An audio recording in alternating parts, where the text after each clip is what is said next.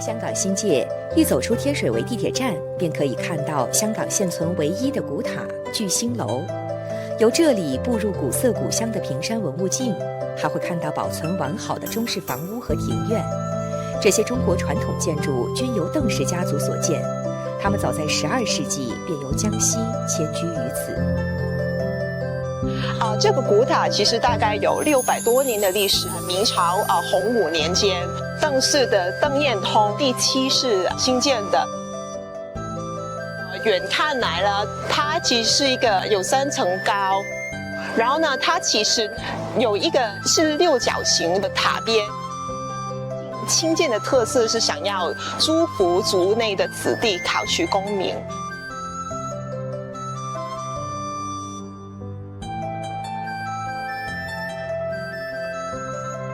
今日咧呢個達德公所咧就而家我哋維修好啦。然後咧呢個響51到58年咧就係做咗一個孤兒院嘅。國內咧就有一啲係即係讀完護士學啊，去完師範嗰度畢業啊，或者大學畢業生啊，都有嚟呢個孤兒院嗰度咧幫手照顧兒童嘅。咁所以咧，我哋中國人咧係個關係仲喺度。我哋接收做呢個維修嗰陣時咧，而家我哋企嘅地方咧，其實冚唪唥係水嚟嘅。個水咧大概去到1米咁深。咁我抽乾晒啲水之後咧，我就擒上去閣樓睇啦。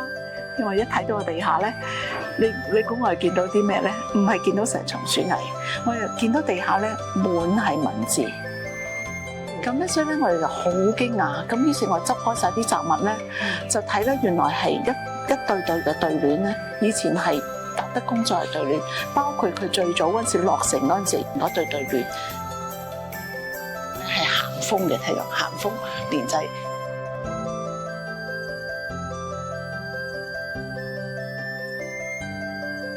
而家嚟到咧就係近庭書室。咁我首先咧就睇一睇下崇德堂上高呢個禪口板咧，你有冇發覺呢個顏色咧係綠色啊？即係咧子弟咧入嚟讀書之前咧，你都係即係要求學啦，好多嘢仲未識啦。咁我哋行翻出去嗰時咧，你見到我哋禪口板係咩色啊？紅色。紅色就代表咧讀完書啦，我哋成熟啦，我哋可以咧出去咧就貢獻宗族啦，貢獻國家咁樣。呢啲木雕咧有好多中式嘅吉祥圖案喺度，有花瓶啦，代表即係平平安安啦，亦都有葫蘆啦，祝就係祝保平安啦。大家咧都係將嗰個吉祥嘅意思咧擺咗落嚟，希望咧自己嘅氏族、自己嘅國家咧一路興旺嘅。咁可能咧就話點解咧喺書室嗰度咧又有神主牌嘅咁樣？其實咧，我哋中國人咧其實好重視咧係祖先，我哋嘅源流。後生入嚟讀書，佢梗係要認識自己嘅源流啦，我嘅祖先喺邊度嚟啦。